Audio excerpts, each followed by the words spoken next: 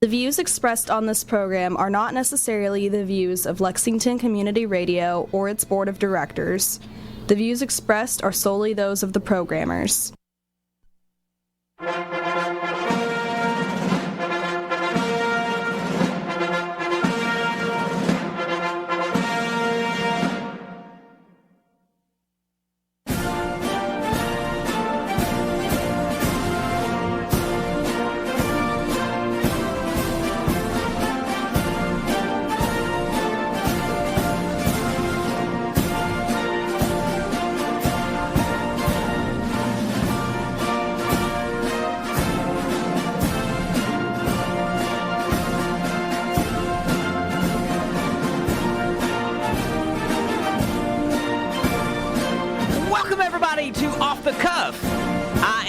Banks coming at you live from Lexington, Kentucky. Thank you for listening to the show, and thank you for tuning in to WLXU 93.9 FM. In addition to listening on the radio, you can check out our Facebook live stream at Off the Cuff with Adam Banks, or you could stream the show live from the station website at radiolex.us to listen to us from anywhere in the entire world. I am broadcasting from the Deborah Hensley studios here at Radio Lex on North Limestone. It is November the 7th, 2024. Folks, we are just 2 days removed from the United States general election, and Donald Trump is headed back to the White House for a second time after winning clear of the majority of the electoral votes as well as the popular vote as well. I absolutely love Election Day in America. The whole day is just a day of anticipation. It is a day where you really feel like an American citizen. It's a day for you to go out, to let your voice be heard. And to me, the whole act of voting is just wonderful. Being able to go to the polls with other American citizens and to bubble in your answers for who you feel like would be the best for that office is just a great feeling, and it's a great day to be an American. One of my favorite days in America the entire year is Election Day, especially when an office as big as the president is on the ballot. I stayed up all night watching the results come in. The election coverage was covered by many different people: CNN, CBS, ABC, NBC, C-SPAN, Bloomberg TV, MSNBC. They all had their own coverage. Who do you feel like had the best? Typically, I always say CNN has the best coverage. I always feel like that they're the ones that, when it comes to the election results, they're the granddaddy of them all. It just so happens to be that this last election, they were a little slow on announcing the states. They were a little premature with announcing the states as they come in. But nonetheless, I'm still going to give it to CNN for being the best network with the best election coverage. Trump won the election, folks, and he won it fast. A lot of the states that a lot of people felt like Kamala Harris was going to win, she did not win. She lost Pennsylvania. She lost Michigan. She lost North Carolina. A lot of the polls, that's why I pay no attention to polls, but a lot of the polls the whole time had Kamala Harris either winning the state or it was neck and neck in the state. But after the results come out and the results were counted and the votes were counted and everything was done and said and the smoke was clear and the dust was settled, it was determined that Donald Trump won the majority of the Electoral College vote. Now, he had already secured key states early in the beginning of the night, Georgia and North Carolina being one of them. Winning Florida was the fastest I'd ever seen any candidate win Florida. A long time ago, Florida used to be a swing state. Now, more days, it turns red. Over the last few decades, it's turned red. And over the last few elections, it's turned red. But it went red fast for Trump this time. And when it went so red, so fast, so quickly, I said, you know what? I think Donald Trump is going to win this election. I think most people were waiting on the result of Pennsylvania. That is the state that if Trump won that, you pretty much go ahead and call the race for him because he has such a major lead. And I think everybody was waiting for that result to come in. However, when that result came, it didn't come until like, I don't know, 1, 2 o'clock in the morning. I fell asleep on the couch, and when I woke up, it was Donald Trump was giving his victory speech, and I said, okay, it's clear that Donald Trump has won this election, and he is now the 47th president of the United States. And this is what I woke up to, folks. This is the speech from the new president-elect Donald Trump. Take a listen. I want to thank the American people for the extraordinary honor of being elected your 47th president and your 45th president. And every citizen, I will fight for you, for your family, and your future. Every single day, I will be fighting for you, and with every breath in my body, I will not rest until we have delivered the strong, safe, and prosperous America that our children deserve and that you deserve. This will truly be the golden age of America. That's what we have to have. This is a magnificent victory for the American people that will allow us to make America great again. This is J.D. Vance getting up to say a few words. Well, Mr. President, I appreciate you allowing me to join you on this incredible journey. I thank you for the trust that you placed in me. And I think that we just witnessed the greatest political comeback in the history of the United States of America.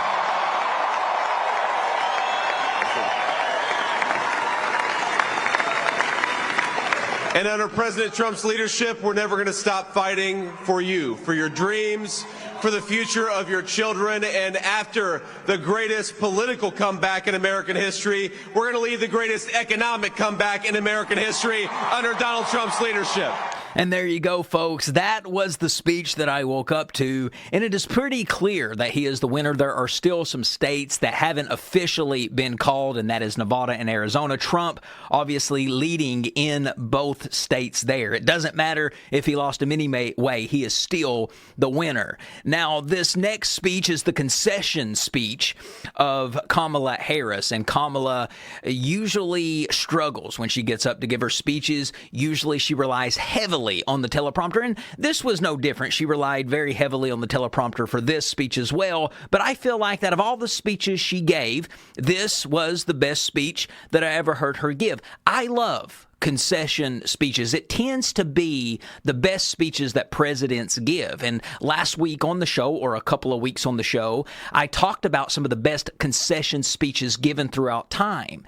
And one of the things I love about concession speeches is it's so difficult for the speaker to get up and speak after losing an election like the presidency. Could you imagine? But one of the things that all people call for during a concession speech is unity, and that's exactly what Kamala Harris did. Take a listen. My heart is full today, full of gratitude for the trust you have placed in me, full of love for our country, and full of resolve. The outcome of this election is not what we wanted, not what we fought for, not what we voted for, but hear me when I say, the light of America's promise will always burn bright. As long as we never give up, and as long as we keep fighting. Now, I know folks are feeling and experiencing a range of emotions right now. I get it. But we must accept the results of this election. Earlier today, I spoke with President-elect Trump and congratulated him on his victory. I also told him that we will help him and his team with their transition, and that we will engage in a peaceful transfer of power. While I concede this election, I do not concede the fight that fueled this campaign.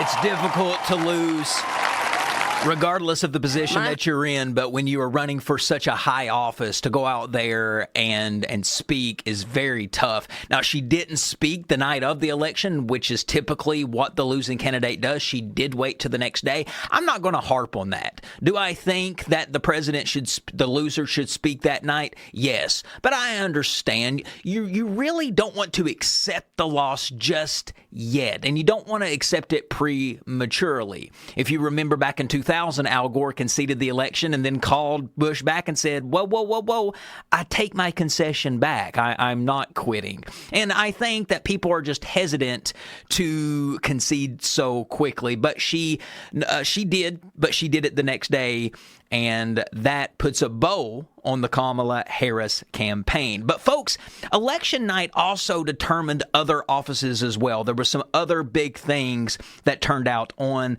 election night. Some historical offices did happen on election night. A lot of candidates took office for the first time, making it historical. Sarah McBride being one of them. She has made history as the first openly trans person to be elected to Congress, capturing nearly 58% of the vote. She defeated Republican John Wayland III for Delaware's only seat in the House of Representatives.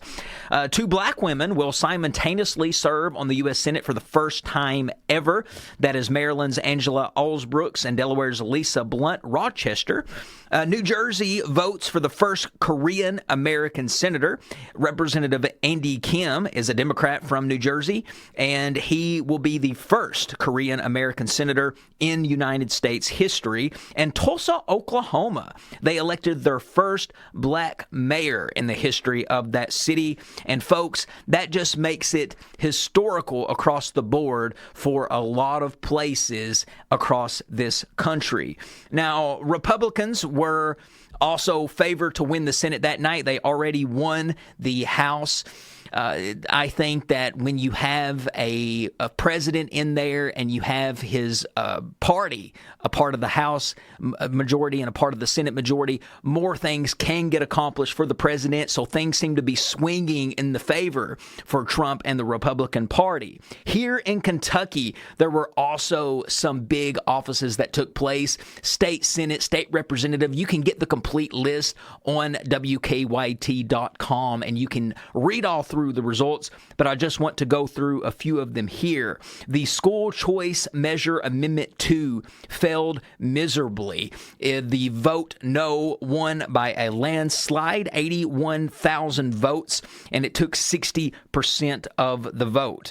Let's see here. It says here that the vote to require citizenship requirement for voting, Kentucky Amendment 1, it passed with a yes.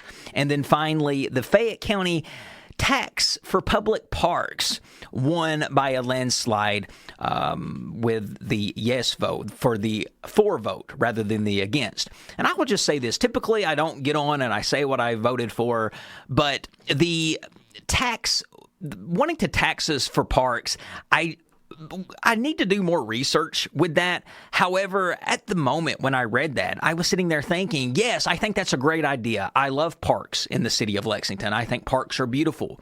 And I think that we need parks in this city. But I don't think that we should be the ones to pay for that. I don't think we need to be taxed any more than what we are. I feel like there are other ways that we can get that money to pay for the parks. But hey, I'm not a politician. I'm just a citizen, and I'm just speaking my opinion on that. But folks, unfortunately, my man Ryan Stanford did not walk away as state representative. He's been on this show before, but he did put up a hard fight for the campaign.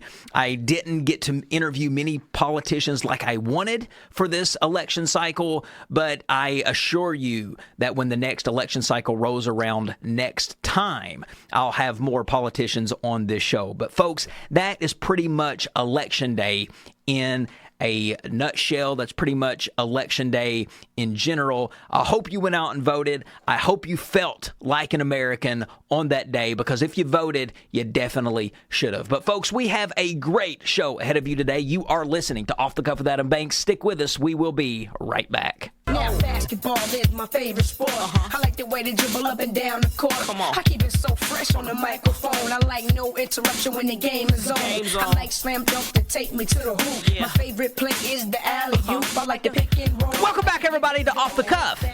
Adam Banks here with you. Folks, basketball season for the college world is in full swing. That is right. College basketball is back. And folks, that began just this week. Everybody started out with a record of 0-0 on Monday. And now, folks, the party and the fun is just getting started. If you are like me, you probably get that extra shot of adrenaline when you hear a network's theme music kick in just before tip-off for a college basketball game. We've talked about some of the best broadcast theme songs throughout time when it comes to different sports. For instance, we talked about the networks out there that had the best theme songs when it comes to their particular coverage for baseball or the NFL or for college football. But we've never really talked about some of the best college basketball broadcast theme songs throughout time because, folks, there are many. These themes are more than just background music. They set the stage for every buzzer beater, every underdog victory, every epic showdown on the court. We're talking about the iconic sounds of college basketball today. These theme songs that I'm going to play have defined generations of unforgettable moments. And I'm going to be playing songs from networks like CBS, NBC, ESPN, Fox. Whether you're a fan of the classics or more of the recent jams, we have a list here to play for you today, folks, that you are going to love. And there are a lot of great networks out there that show college basketball, and a lot of great theme songs are attached to these networks, and every network is different. And folks, we are going to start with one of the networks that shows a lot of college basketball, and I'm talking about ESPN. ESPN is the leader in sports. That's what they call themselves, and they show a lot of college basketball. And when they do show their college basketball games, they play this network theme music for all of their basketball coverage. Take a listen.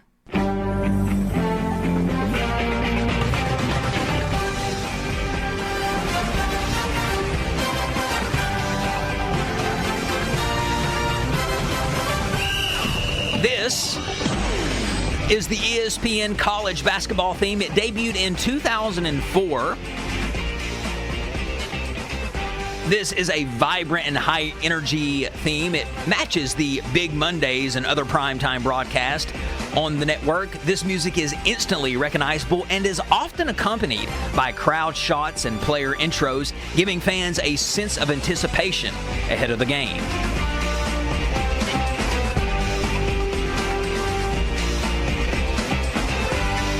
It's been a year since we've heard this broadcast music, but as of Monday, it is officially back, folks.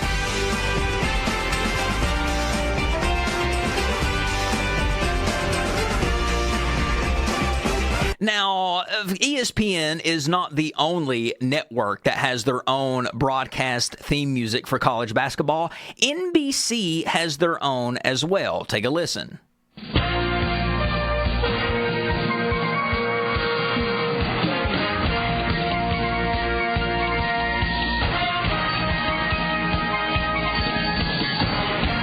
Now, the NBC network is not a big network for college basketball coverage. As a matter of fact, they no longer show college basketball on the NBC network, but back in the 90s, back in the 80s, NBC was a big network for college basketball, and when they did have their own coverage, this was their theme music. It debuted in 1990 for specific basketball coverage events.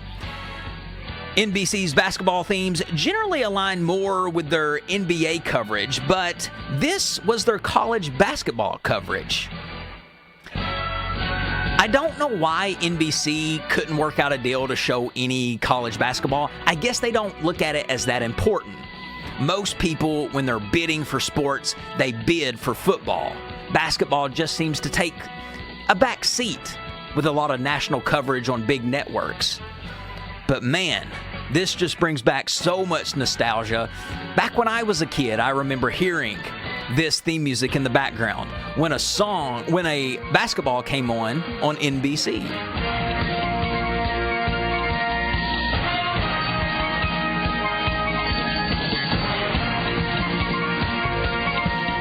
NBC needs to figure out a way to, once again, show coverage of college basketball. And when they do, I hope they bring back this theme. All right, next up, folks, on my list is some of the best college basketball broadcast theme songs throughout time. Comes from the Fox network, and you're probably going to recognize this when you hear it because it sounds very familiar. Take a listen.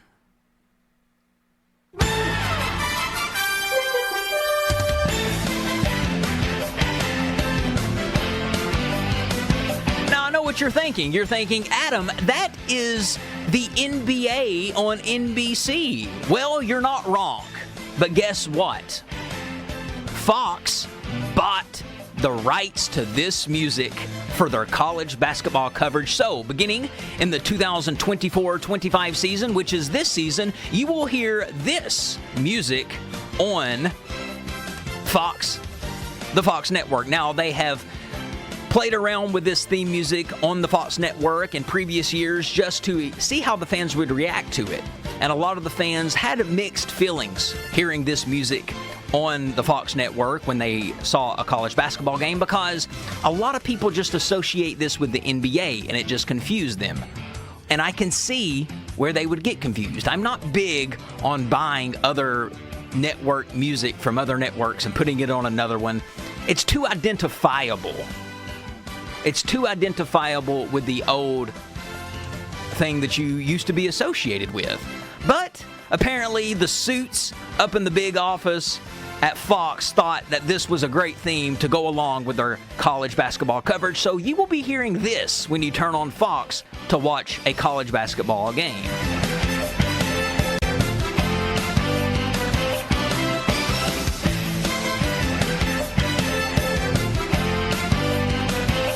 All right, folks, next up on my list is one of the best college basketball broadcast theme songs throughout time is from CBS, and I feel like that, of course, this is the greatest theme music for any sport network ever, for any sport, basketball, baseball, football, you name it. This theme right here is the best network music attached to any sport, and it just so happens to be CBS.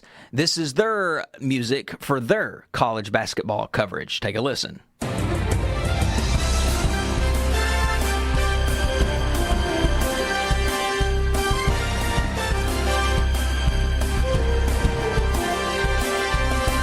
This theme debuted in 1993, and it's been a long-standing part of CBS's college basketball broadcast, often used until 2003 when it got a slight update with a more revised version and cleaner version of the theme in 2015, which is what I'm playing now. I think they have perfected this theme to the best of their ability.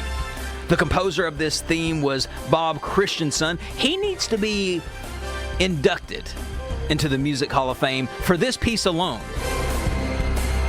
This theme brings a mix of drama and excitement, accompanying everything from game intros and highlight reels, and is especially memorable as the backdrop for CBS's coverage of the NCAA tournament. When you hear this music, you know school is almost out, summer is almost here. It's the best time of the year. It's March, basketball every day. March Madness is the best event in sports, hands down. And they've got the best music in sports, hands down. Now, this music right here didn't always used to be the theme music for college basketball on CBS. No, before they got this theme music right here, I want you to take a listen to what they used to have before they replaced it with the iconic music that they have now. Take a listen at the old music that CBS used to use for their college basketball coverage.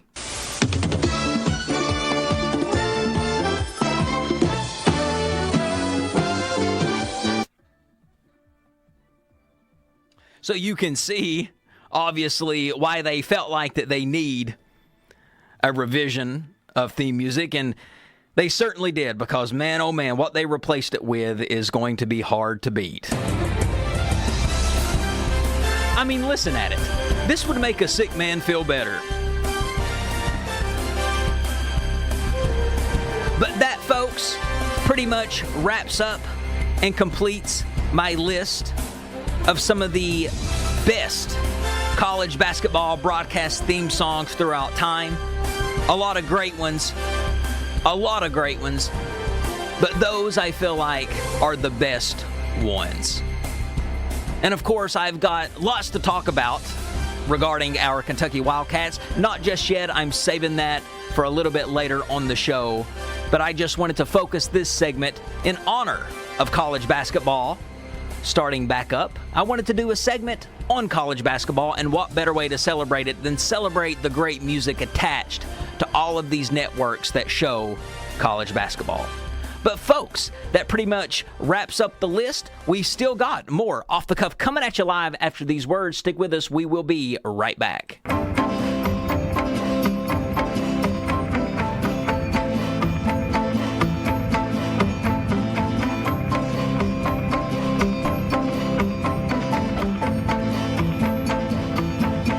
I will follow you.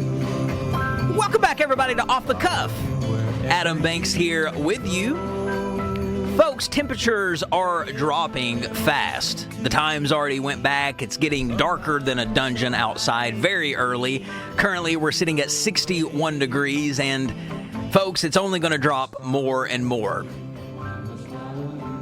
You know, usually restaurants during this time, they don't know what to do with their air conditioning. They've either got it really hot or really cold, because the days, you never really know what the weather's going to be. When you walk into a restaurant on a day that's kind of warm, it's going to be freezing in the restaurant. If you walk in there on a cold day, it's going to be really hot. I can deal with a hot restaurant. I cannot deal with a really cold restaurant, and here's why. I cannot shiver while I eat. It's miserable to me. There's nothing enjoyable about it, and the whole time I'm sitting there, the only thing that I can think of is I cannot wait to be done so I can go outside and warm up. One of the best advices that my mom gave me was to leave a jacket in my car. For all kinds of purposes, but one of the big reasons she said to leave a jacket in the car was to take it into restaurants when the restaurant is too cold. And man, that was some of the best advice that she ever gave me. Just that little piece of advice right there, to leave a jacket in my car. And it was very beneficial for me to do that, because not only do I take my jacket in my restaurant when I'm cold, I'll take it in a movie theater. I can always go back out to my car and get my jacket if things get a little nippy. So that was great advice. Folks, people from the older generations, if you just listen to them, they have great advice to give. There is no better experience and there's no better advice than getting it from someone with life experience. And you can only get life experience than by living. That's the only way that you can get it. That's why older people are just so full of great advice, because they have been around and they've seen a thing or two. They've been to the fair and seen the bear. They've climbed the mountain and they've seen the other side. So they have a lot of good advice to pass down. And I was reading an article that someone wrote, and the particular article was talking about some of the best advice that older adults have passed down to them. And these adults are from older generations. And I would just like to read off some of the best advice tips that older adults pass down throughout the generations to the younger generation. The example that I will give is what my mom told me, to leave a jacket in the car. But here are some more.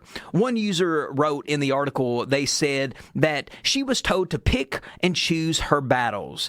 She says that you don't have to get upset or offended or say anything just because you disagree. So just smile, nod, and go about your day. And that is true. There are some some things, folks, that you want to nitpick. There's some things worth battling for. There's some things worth going to fight for, but not everything that you disagree with is worth fighting for. For instance, I'll use the results of this election. Obviously, there were some people that are upset with the election results. A lot of people didn't want Trump to win. A lot of people wanted Kamala to win, but that does not mean that you have to go into battle with every political discussion that you have or that you hear. You don't have to go in and defend the honor of somebody that you don't even know, that you don't really, that they don't affect your everyday. So there are certain things that you want to pick your battles on, and there's certain things that you just want to let go. So that is great advice. Another person said that her dad always said to give everyone 6 months to show you who they really are. Usually at that point, the mask comes off. Another person says, my grandma always used to say, take the money and run. Take the money and run. Another person said, my dad always told us to treat all people the same because everyone puts their pants on the same way, one leg at a time. And is there anything more true than that?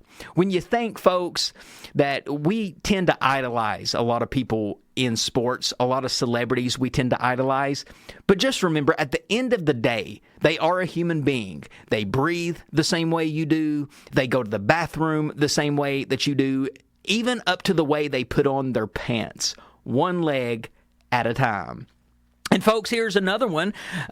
Somebody wrote that everyone has a a-hole. Everyone has an a-hole, and I think what that means is the fact that everybody has their flaws. Everybody has the same thing going on. So I like that advice. Another person says, you can say anything you want as long as you say it the right way. I think that's very true, and I think that that's very helpful advice. You can say things to people, but it's all about the way you say it. Now, I cannot stand a condescending person to say things very mean with a smile on their face, but sometimes, folks, things that you say might come across as hateful or mean or judgmental just by the tone of the way you're saying it. So really, be mindful of the way that you say things and be mindful of the way that you communicate with other people, because it's not really what you're saying, it's how you're saying it. So be mindful of your tone and your cadence when you're telling somebody something, because a lot of the times it's not always the words that we're saying, but it's how we are saying those words.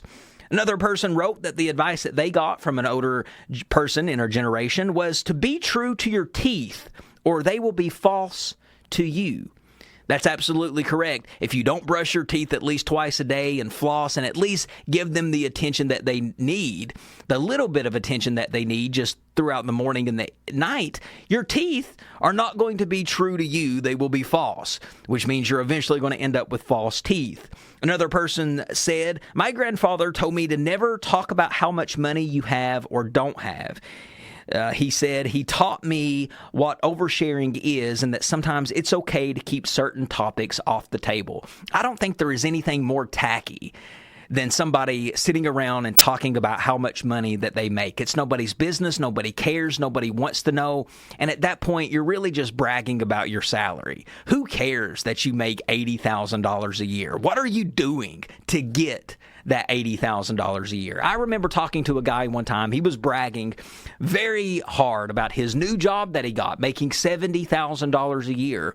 And I was sitting there thinking, well, what do you have to do? How much time do you have to commit to this job, to this company, to hopefully get your $70,000 guarantee per year? And at the end of the day, is $70,000 really a lot? No, but man, people will brag and make you think that you are a failure if you're not making at least around that. But folks, it's not always about money, and there's some things that you talk about and some things not. Salary should be one of them.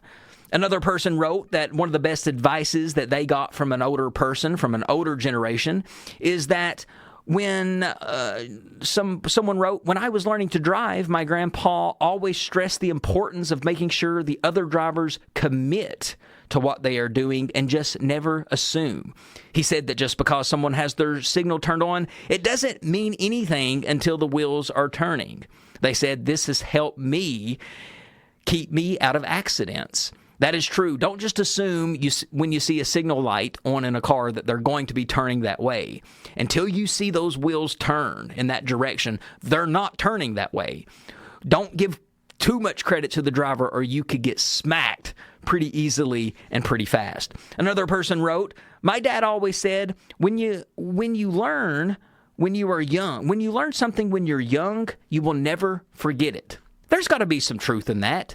Our brain likes to soak things in very hardcore when we're young. That's why it is so important to learn the basic building blocks in elementary school. The things that we learn in elementary school, all we do is just build on those blocks that we learn from in elementary school. Our alphabet, our vowels, basic math, division, multiplication, add, subtraction. We learn all of that as kids, and we just build on that as kids. And they say that if you want to learn a language, a foreign language, to start learning when you're young. The younger you are, the easier it is to keep that knowledge of the foreign language. So I can definitely see some truth in that. So learn as much as you can when you're young. Another person said, my dad told me, it's not love unless you can fart in front of them without feeling embarrassed. I think it's a preference there for what people want to do in their private. To me, passing gas is just disrespectful regardless of how comfortable you are with somebody in the room. But yes, they say that that's the test. The fart test is the test to let you know if the person you're with is really the person for you. Because if you can fart and not feel embarrassed about it in front of your lover, they're a keeper. But who knows? I think, again, that's just preference. Another person wrote, my grandma said before my wedding, she told me, it's okay to bicker, but it's not okay to fight. She said, you need to expect disagreements, but you shouldn't let them turn nasty. No name calling or no personal attacks. And I say that is probably the reason that her grandmother's marriage has lasted over 60 years, is because they bicker, but they don't fight. So her grandma was just trying to stress that it is okay to have disagreements. It's unavoidable, and it's okay to bicker back and forth. But there is a difference in bickering and fighting. A lot of couples, they let their bickering turn into horrible fights where they're name-calling and they're taking cheap shots and they're saying things that can be irreparable. So it's important to be mindful of that when you are bickering back and forth with your loved one. And then finally, last of all, another great advice given from an older person, from an older generation. They said to never eat spaghetti or boneless chicken wings on a date. There is no way possible to make that look cool. And man, I learned that the hard way, because one time I got a very nice big plate of spaghetti, and he's right. There was no way that I could have made myself look cool eating that bowl of spaghetti. I was slurping it everywhere. It was going everywhere. Sauce all over my shirt, my pants. It was a disaster. So those are just a few little tidbits of advice that some of the older generation wanted to pass down to the newer generation. And folks, I am sure that somebody from your life in the older generations have given you advice that you hold deep to your heart. And it might not have to be life-changing advice, nothing that makes the clouds open up and it causes light to just beam on you. It's not advice like that. Just little advice like keeping a coat in the car for cold rooms and cold restaurants and movie theaters. Advice like that can go a long way.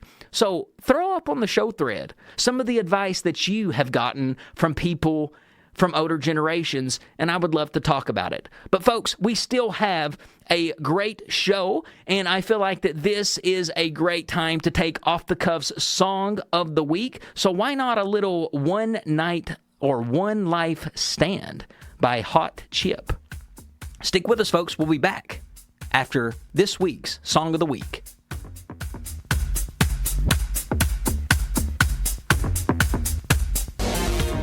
Nikki on the show thread says, on the flip side, your grandparents' mannerisms can also teach you how not to act.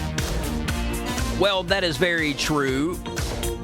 A lot of the advice that older generations give, the reason it's so good is because of just the life experience that they've had. I'm not necessarily saying that the older generation has the answers to everything. A lot of the way they look at things can be outdated.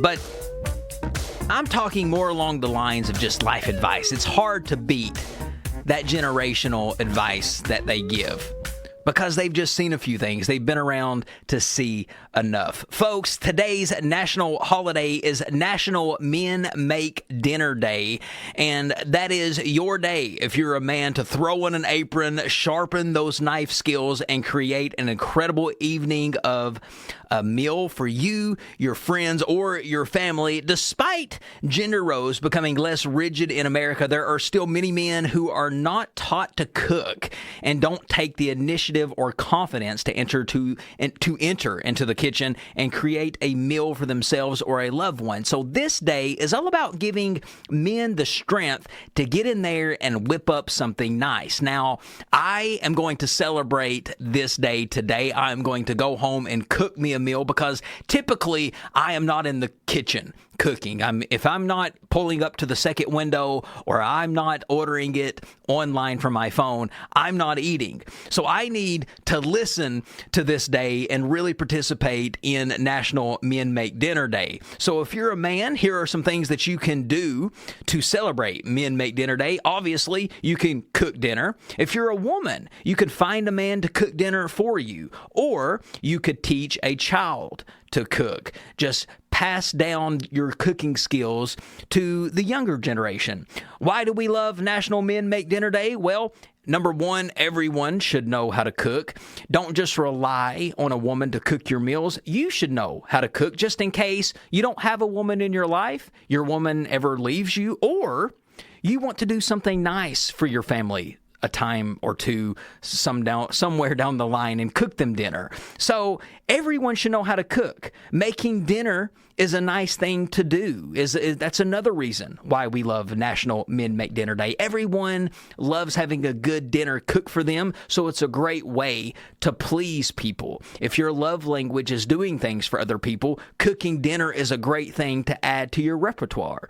And it's a great time to reevaluate gender norms. A lot of people think that women don't belong out in the workplace. A lot of people think that women don't belong in men's jobs, quote unquote, like a mechanic or a carpenter. And we know that that couldn't be any further from the truth. There are a lot of talented women out there, some better than men, that can fix a car or fix a broken window. So it's time to reevaluate gender norms in this country, and today's a great day to do that. So if you're a man, go out into the kitchen, sharpen them knives, put on that apron, and cook you up something nice. But folks, we still have lots more Off the Cuff coming at you live after these words with one more segment. Stick with us. We will be right back.